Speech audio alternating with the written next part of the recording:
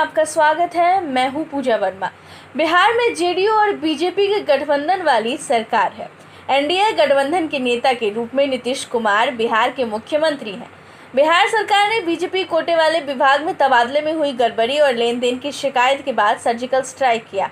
वहीं इस तरह के आरोप जेडीयू कोटे वाले परिवहन विभाग पर भी है, लेकिन उस मामले में सरकार ने चुप्पी साध रखी है। बीजेपी कोटे वाले भूमि सुधार एवं राजस्व विभाग की तरफ से किए गए स्थानांतरण पर मुख्यमंत्री ने रोक लगा दी है। मुख्य सचिव ने इस संबंध में आदेश भी जारी कर दिया है। वहीं दूसरी तरफ परिवहन विभाग में किए गए स्थानांतरण पर अब तक कोई एक्शन नहीं लिया गया है। सरकार के आदेश के बाद बीजेपी के नेता सन्न है। स्थिति ऐसी हो गई है कि चाहकर भी कुछ बोल नहीं पा रहे हैं। ऐसा लग रहा है मानो सांप सूंघ गया हो। छोटे छोटे इशू पर बयान देने वाले बीजेपी के बयानवारों को न उगलते बन रहा है और न निगलते। लिहाजा इस दृश्य से अपना पिंड छुड़ाना ही बेहतर समझ रहे हैं। बीजेपी के कई नेताओं से ये सवाल किया गया कि क्या बिहार की सरकार में बीजेपी मंत्रियों की कोई पूछ नहीं है। आपको सरकार में आपके मंत्री के आदेश पर रोक लगा दी जाती है और जेडीयू कोटे के मंत्री को खुली छूट दी जाती है। इस पर बिहार बीजेपी का कोई भी प्रवक्ता बोलने को तैयार नहीं है। वैसे तो सरकार की दो रंगी नीति से बीजेपी के अधिकांश नेता आहत है, लेकिन चाहकर भी मीडिया से खुलकर बयान नहीं दे पा रहे हैं। बीजेपी प्रवक्ता अरविंद सिंह ने सिर्फ इतना ही कहा कि मुख्यमंत्री नीतीश कुमार और उप मुख्यमंत्री सुशील मोदी की सभी जगहों पर नजर है।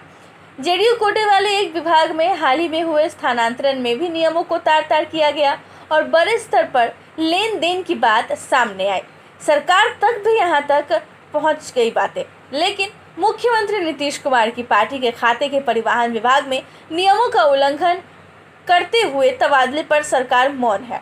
अब बड़ा सवाल यही खड़ा हो गया है कि क्या बिहार की सरकार गैरों पर सितम और अपनों पर रहम वाली नीति पर चल रही है। आखिर बीजेपी कोटे के मंत्री राम नारायण मंडल द्वारा किए गए स्थानांतरण पर रोक और जेडीयू कोटे के मंत्री संतोष निराला द्वारा किए गए ट्रांसफर पर कोई रोक नहीं, कोई कार्रवाई नहीं।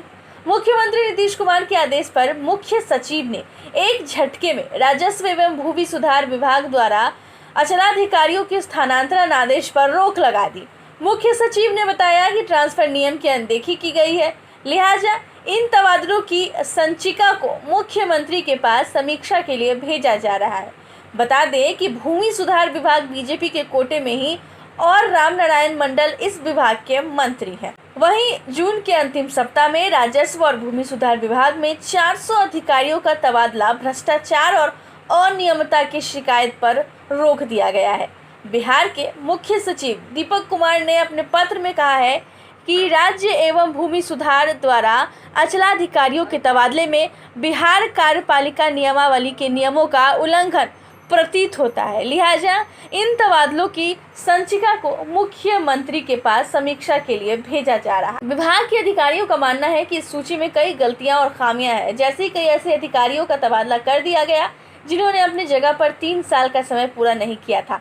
इसके अलावा जिन अधिकारियों का तबादला 27 जून को किया गया था, 3 दिन बाद उसी सूची से 8 सीओ अधिकारियों का तबादला रद्द कर दिया गया। हालांकि परिवहन विभाग में इस तरह का खेल कोई नया बात नहीं है, पहले भी इस तरह के खेल हो रहे हैं, लेकिन इस बार जिस तरीके से परिवहन विभाग ने अपने आदेश में बदलाव किया है, उससे अब ये सवाल उठ रहा है कि आखिर क्या मजबूरी रही कि गोपालगंज भेजे गए एमवीआई को अब दूसरा जिला दे दिया गया, साथ ही एक जिला अतिरिक्त भी गिफ्ट में दिया गया।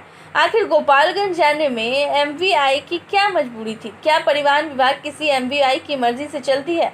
क्या विभाग में ट्रांसफर पोस्टिंग में बड़े स्तर पर खेल होता है। आखिर एमवीआई पर विभाग इतना मेहरबान क्यों है, इसका जवाब परिवहन विभाग के मंत्री को देना चाहिए। परिवहन विभाग द्वारा मोटर यानी निरीक्षकों के लिए किए गए ट्रांसफरों पर गंभीर सवाल खड़े हुए हैं। आखिर ऐसा क्यों किया गया, इसका जवाब किसी के पास नहीं।